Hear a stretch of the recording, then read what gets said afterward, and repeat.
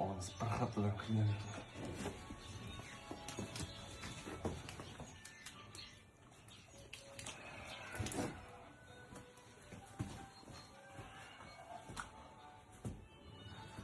ko'karib ketgan.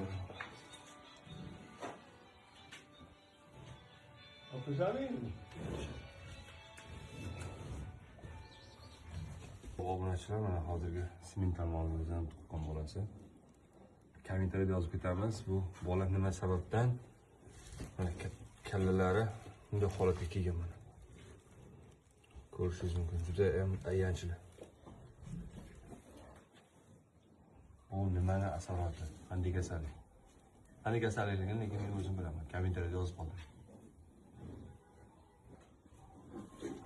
Joningiz va molingiz sog' bo'lsin.